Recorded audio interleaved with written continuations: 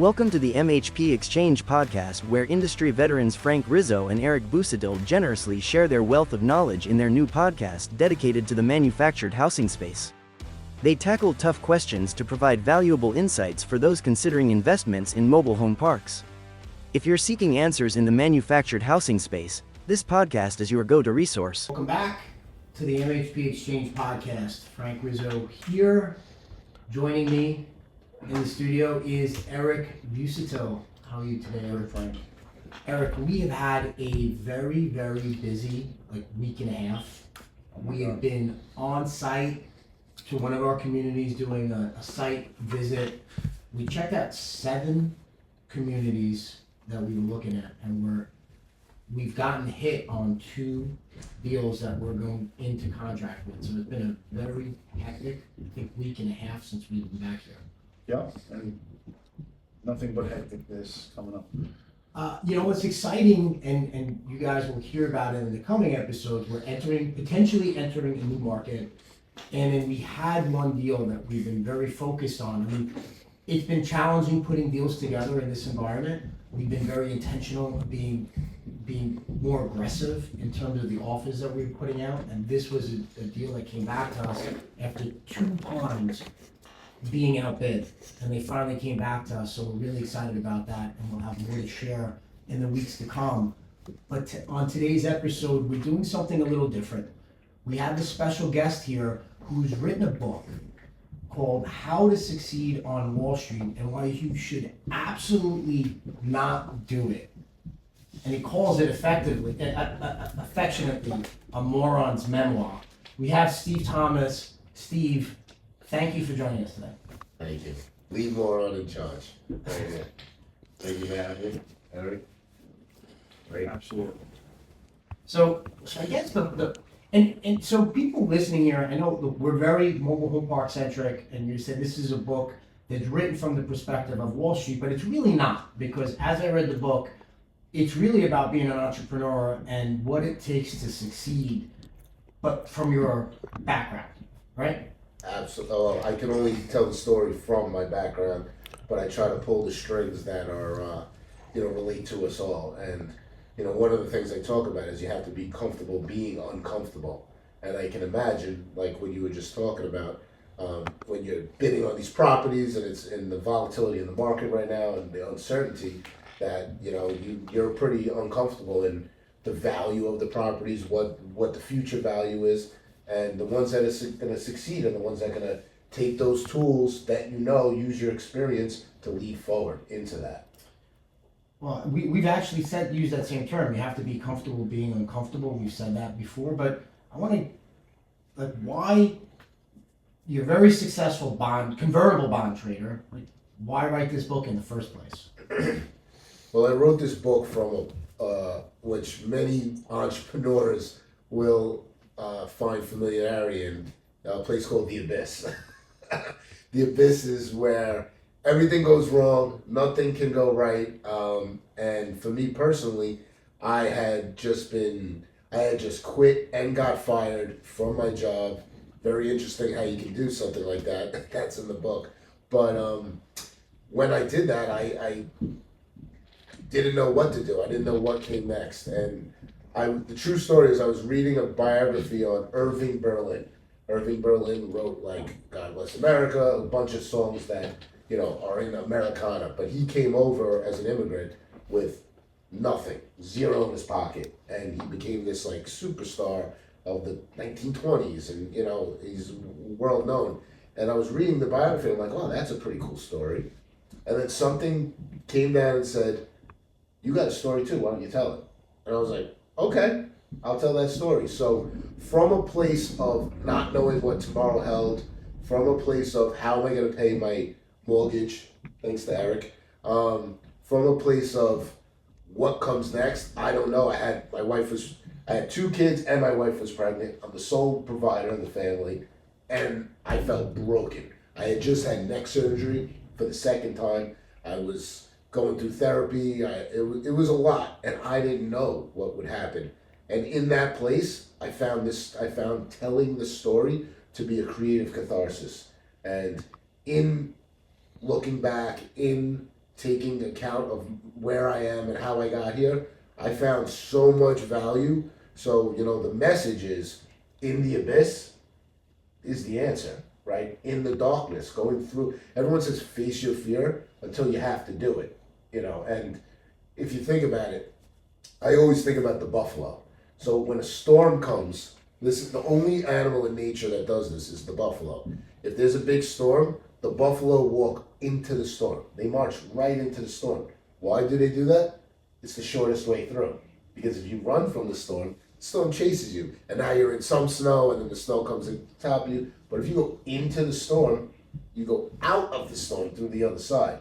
So I think the message and what I got from it was, you're supposed to go into the storm. You're supposed to go into the abyss. And from that nonsense, like Carl Jung talks about, from that nonsense, you can pull sense. And that's where the future comes from. It doesn't come from what has happened. It comes from what's going to happen. And, I was in that I don't know space, and the book came creatively from that. Well, So you lost your job and you got fired or whatever it was, and you found yourself reading another book, and you told a story about yourself and entrepreneurship. What was the story about? So my story is I literally got it. Which part? The career part of the story? Or Yeah, just a quick snapshot of. Listen, we all grew up on Staten Island, right? Growing up on Staten Island is an interesting place.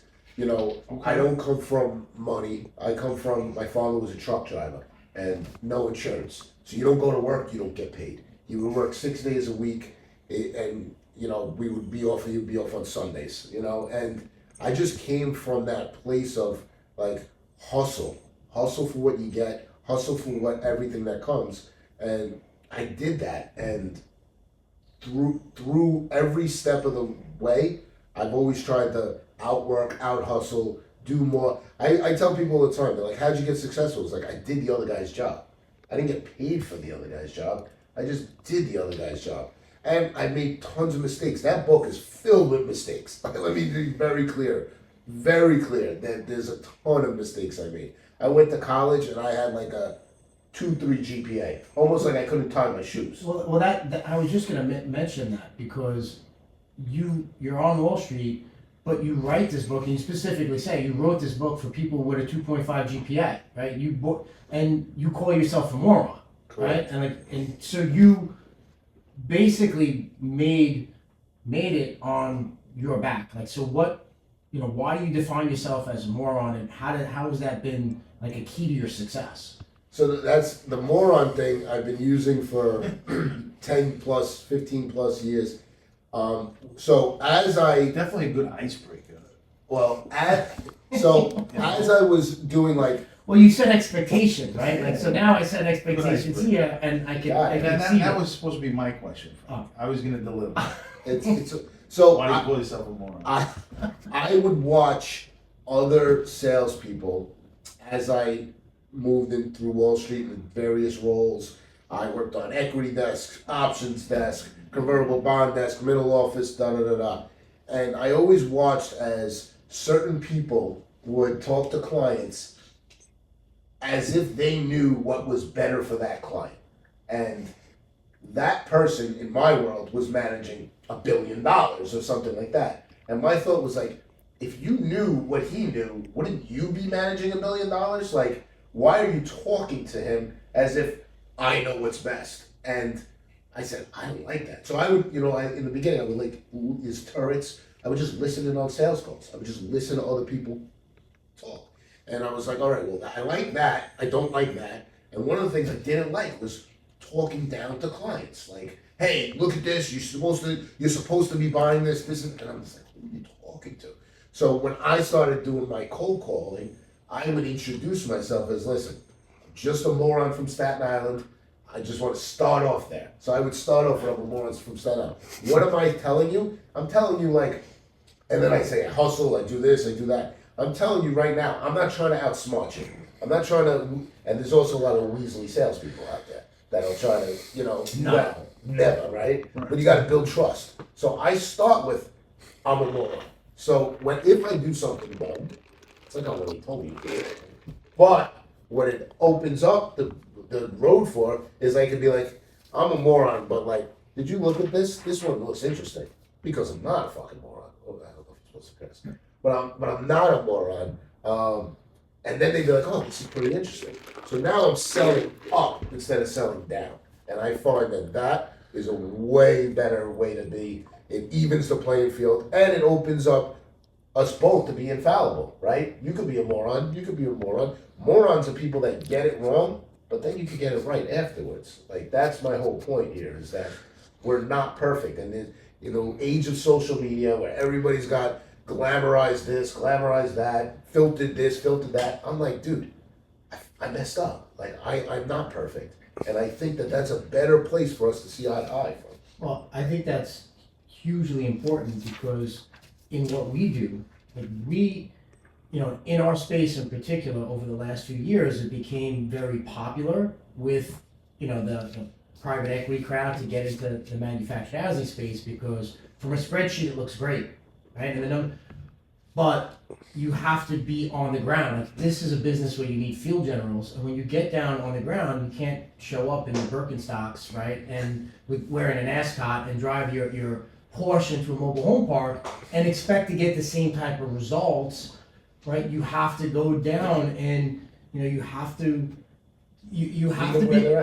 meet people where they're at, and you have to explain what you're trying to do because it's just more effective whether you're dealing with city officials, county officials, or you're relating to your people on site, your residents on site, because they want to know that you get them, right? And I think that's a tremendous point that someone can take away from that. You find the lowest common denominator and you work with that, and for me it's been a moron. I'm going to tell you one of the things that I read the book, right? So we were going to have you on earlier, and I was like, before I have Steve on, I want to read the book and I want to get kind of an insight in terms of, you know, what he was trying to get out there. And one of the parts I really liked, because growing up, I just think growing up, I don't think this happens enough. You talk about specifically getting punched in the face and breaking your jaw and getting your jaw wired shut for 6 weeks, getting back on the football field. You played football in high school, Yep. and it was like it was a moment for you. But in your career in Wall Street, like, what was that punch in the face moment that you really had to gut check yourself to see, hey, am I going to make it here? Well, I would say the biggest knock was not getting knocked out, getting fired, getting all that happen. And like I said, I was seeing stars. I was in the abyss. So that was the biggest punch. But man, the things that I've seen and have been done to me on Wall Street can't happen anymore. They're illegal. You know, there's a way that things were done. You could pull up any movie to watch and see, like, but they were. And people could get, if you made money, you could get away with skirting rules and treating people in inhumane ways. And I had a couple of situations like that where I was treated and spoken to in ways that no human should be. And coming from where we come from, it's what do? You fight back, right? Sure. But the lesson is the restraint. The lesson is letting people do what they do and then rising above. I still haven't gotten there yet, fully, but I'm able to work on Wall Street because I resisted punching back. Yeah. What was your big punch moment? So many of them. I mean, being in business for yourself, I mean, you're constant, Frank. I mean, deals that you've bought that you thought were going to go one way and go another way, or just taking a lot longer than you think it was going to take. I remember, I entered the mortgage business when I was young. Like, I was, 19, 20 years old, and, guy at the gas station pumping gas, $5 an hour off the books, was able to get a mortgage back then. Like, so I was making money very early, right? Anybody was making money if they were doing mortgages. And then, when you're making money, you're spending money. But big punch gut was, I had an office, I had a ton of bills, and all of a sudden, you know, you went from having like, you know, 50 deals to work on to 0 deals. Like that was a big punch gut. I was like, what, 20, it was 2006, I was like 26, making tons of money, but had tons of bills, big office, big expenses, you know, had to shut my office. That was a huge punch in the gut. I took a year off from the business then because the mortgage business was basically over. And instead of going doing something else, I came back into the mortgage business and I telemarketed, like, you know, in like a horrible market where like I went and worked with these guys that were making tons of money and they were a little smarter with their money than I was. And they just weren't working hard because it was just like, it was so hard to close a deal. And I just worked my way back into the business. But those couple of years, I mean, I was broke, had no money, moved back in with my mom, you know. But this is, you know, when you're in business, it's every day. Like one day is a great day and the next day, like, oh my God. So that's, you know, resilience is the key here. 0 to hero. And I would just say, getting punched in the face is a prerequisite to success. I always say success is a consequence. Like well, I learned so much from that. Yes, when you go through that, that's when you're like, okay, this is how, and then, you know, the most successful CEOs on Wall Street and publicly traded companies usually have failed first. Like you learn.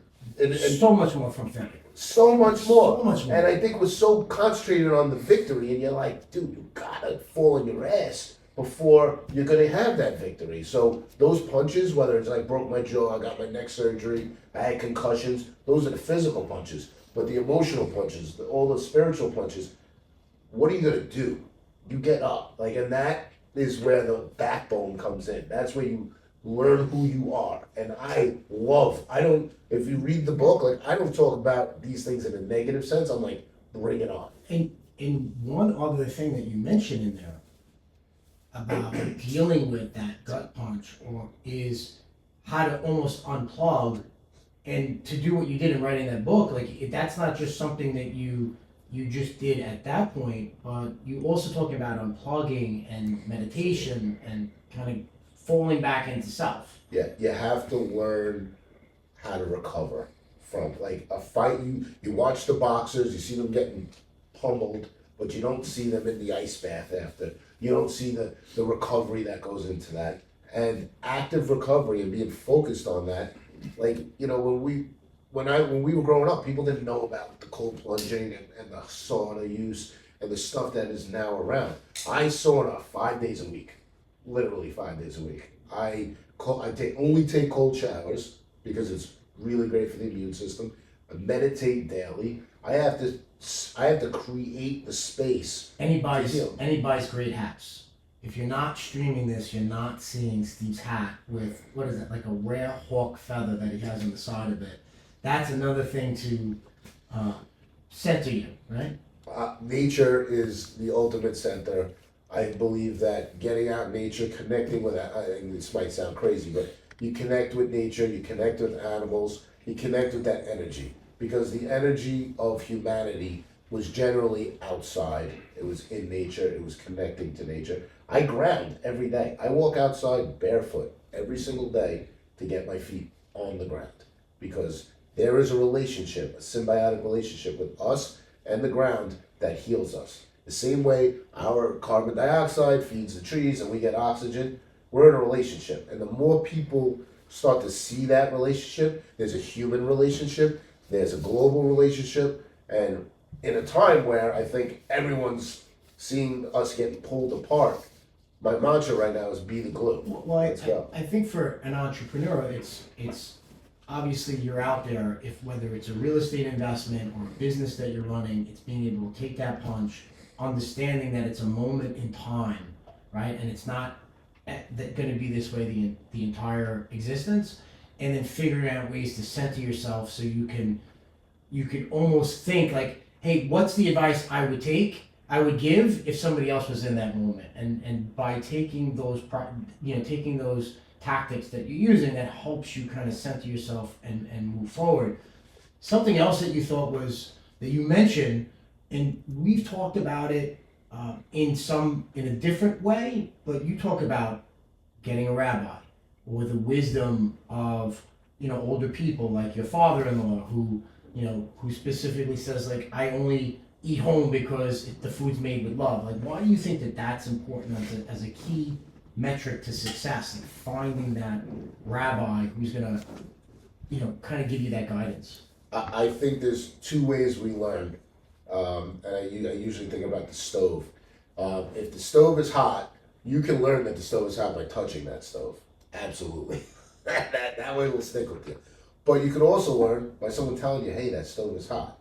And I think a lot of people, they want to experience life for themselves, but we don't have to do that. We get to find other trusting people that are around, that have wisdom, that have lived before. In my father-in-law and my mother-in-law's case, they are Sicilian from the homeland, and if you saw that way they pick out fruit, it is not the way I pick it out. Like, they will not, they look at it, feel it, touch it, like the way, science is starting to prove this, especially you just took a sip of water.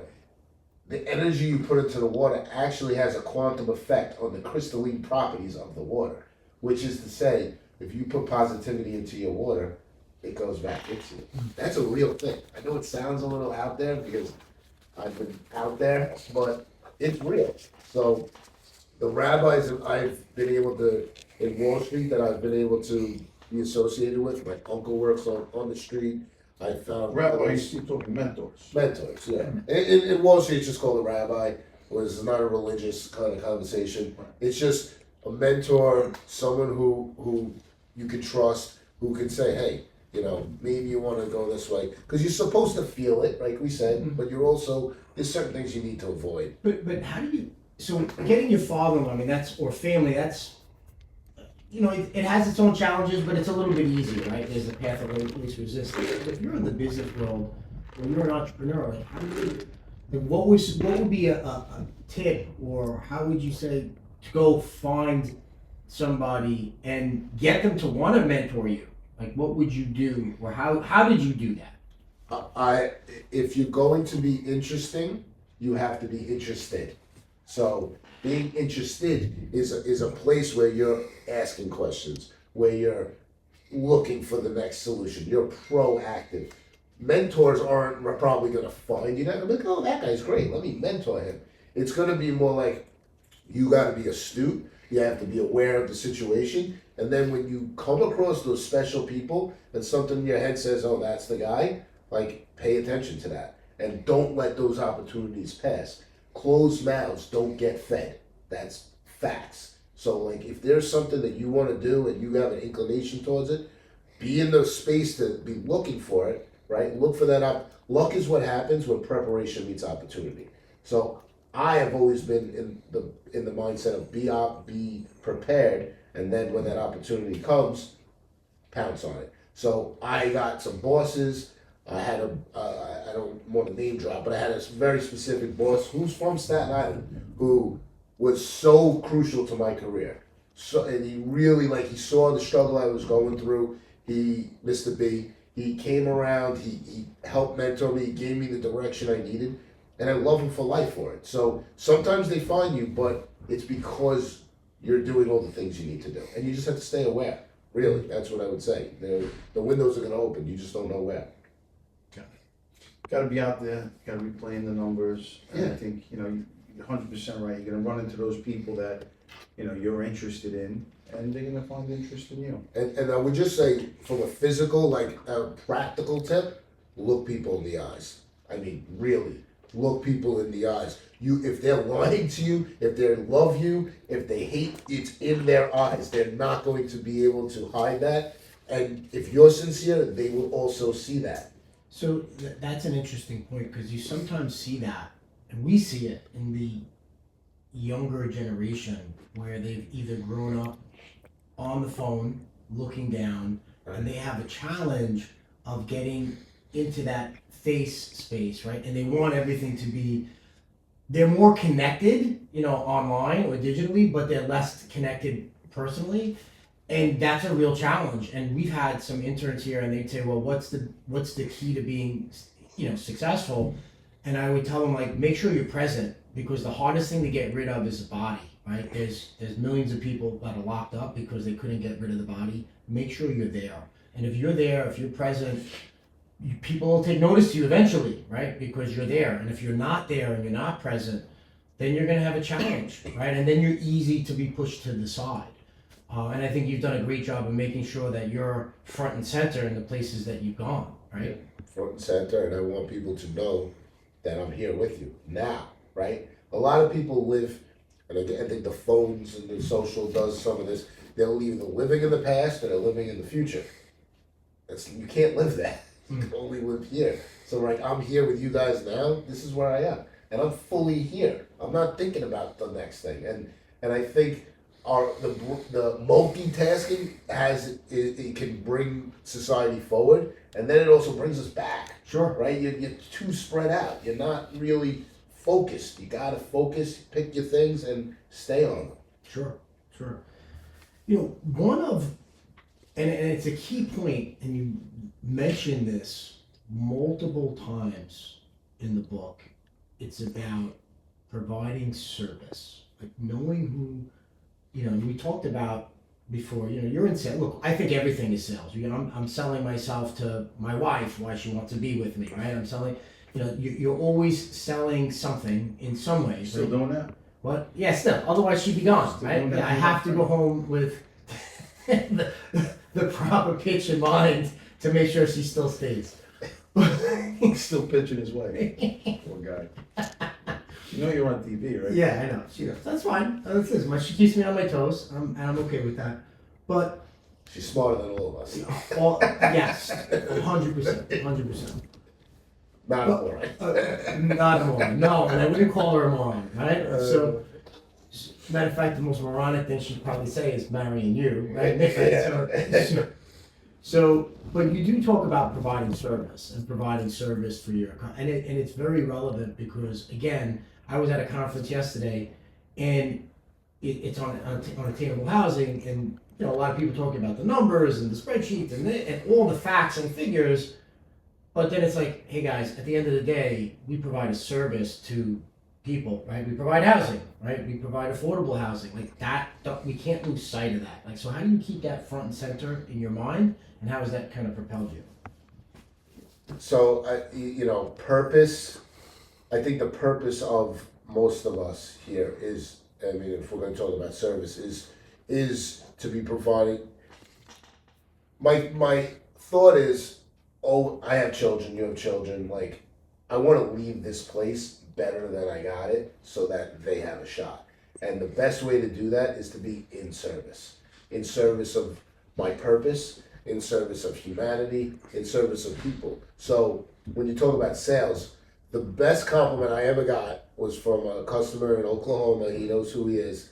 And he said, Steven, you've never sold me anything, but you always help me buy things.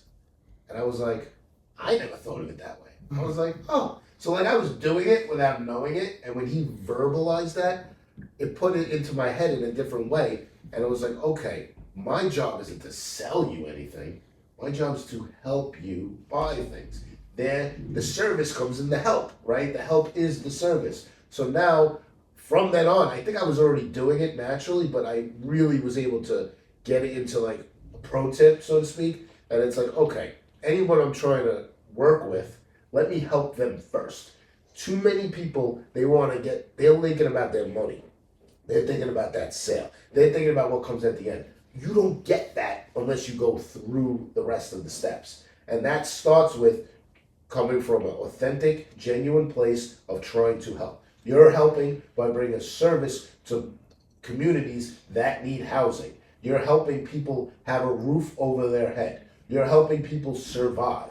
Like you have a noble business that is truly helping people. And as you mentioned, if things get more volatile and interest rates get out of control, you're going to have more people that need that service. So if you come from it where like, hey, we're trying to give you a place to live and do this, I believe that is going to attract people in a far greater number than, hey, here's the number. And it's like, you get to the numbers later. I once had a sales guy that I was talking to, when I was trying to learn how to be a salesperson. And I was like, what's the biggest tip you can give me? He worked at a rival broker, but a friend of mine connected us. He said, Steve, if you're talking about the price of the bond, you got it all wrong. I'm like, wait a second. Isn't it all about the price? Then it's a commodity. He's like, it's not price, it's relationship. He's like, are you in a if you're in a relationship with, he doesn't care what he pays. He doesn't care because he's working with you. And I was like, okay, so that was a second moment where I was like, it's not the price that matters. What I used to say on the desk, and I say this all the time, it's not the price a customer pays that matters. It's how the customer feels about the price they pay that matters. And that is because you go back to the service, you go back to the help. And when you do it that way, the price matters less. Eric, that's essentially how you built your mortgage business when you were doing mortgages, right? Yeah, I mean, you know, obviously the price is important, right? Everybody wants to get, you know, a good price, but yeah, you have to build relationships with people. You have to provide them a service, your knowledge, yeah, man. And trust. Yeah, you They, gotta, if you, I mean, I've worked with Eric. If Eric tells me, yo, this is the best price on the market, like, I believe him. Whereas, there's 20 guys that are like, yeah, I got you this price and 3 points a minute. And it's like, who are you? Like, get out of here, right? So nobody wants to deal with those people. Yeah, is there enough business for them to maybe get by? Sure. But the lasting business that comes back and back is like, I can trust this guy. right. And that's, I think, where it comes from. Absolutely, absolutely. Because at the end of the day, you know, to your point, it's the relationships that matter. I mean, the numbers are the numbers, right? They're all, a lot of this has all been commoditized. You're all going to be within a tight range. But at the end of the day, people want to know transparency, integrity, communication. You know, they want to know that they're in touch with what's going on. And at the end, that if you're spearheading this, that you're at least leading them in the right direction in the vertical that you're assisting them with. You're to use a word that's not common and probably a lot, it's like you want to be a shaman of whatever you do. And The shamans, we got rabbis, we've Yeah, touched a all of it. lot of different things. Yeah. Morons. morons, yeah, more So where on are, that later. where are you now? Like, what are you doing now, and where are you going with the book? Like, is this kind of pivoting your career? You know, what's next for Steve? Now, I know we're living in the present, but Yeah. what's the path, right? Because I think when talking about shaman, we're talking about path. Like, what is the path Yeah. for Steve Thomas? For Steve Thomas, the path is right now it's a dual path. And like the shaman, you have to walk in two worlds. That's sort of it. So I still am in high finance, institutional finance.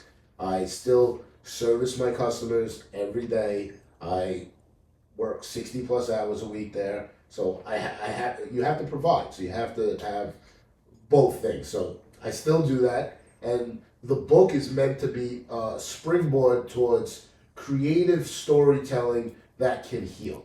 And that can open up to many things. So if the book invites you, and I have actual pages in there where you can write your own notes. The book invites you to tell your story.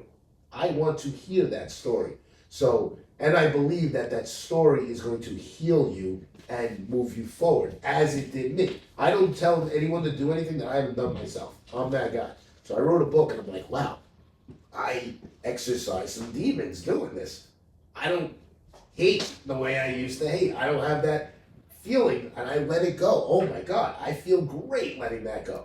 I hope everybody feels that. So I'm inviting people to do that. I have the show that I've now started called Sitting with Steve, where I'm sitting with local business owners, small business owners, and giving them a platform to tell their story, maybe talk about their catharsis. What is the struggle in business? How did you get over that struggle? And I love those. I think humanity is built on storytelling. Before we had words, before we had written, we were telling the story of the woolly mammoth and how you killed the woolly mammoth. And those are the things that inspire us. So where this goes next, I wish I had a better answer for you, but I'm the buffalo in the storm right now.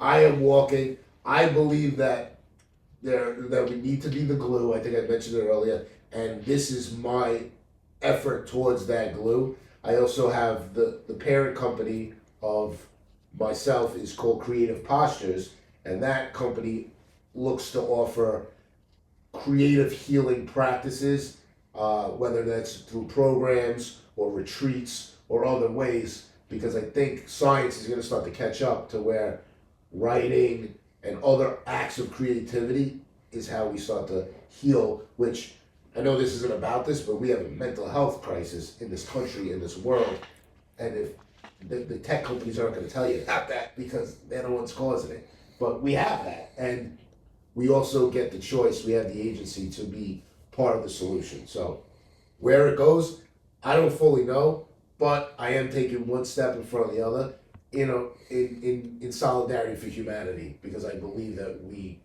need to come together, be the glue. When people are tearing you apart, ask yourself that question: how can I be the glue? For me right now, it's doing the show, sitting with Steve, it's promoting the book, it's spending time with people who need it. Like, I'm there. Like, if people need a rabbi, a mentor, or anything, I'll take the time, especially for young people who are confused and don't have that direction because maybe some of the older archetypes of religion and other things aren't as prevalent as they were, but we still need guidance. We still need people like you guys to stand up and give that story and tell that. So if somebody wants to reach you or get a copy of the book, where should they go?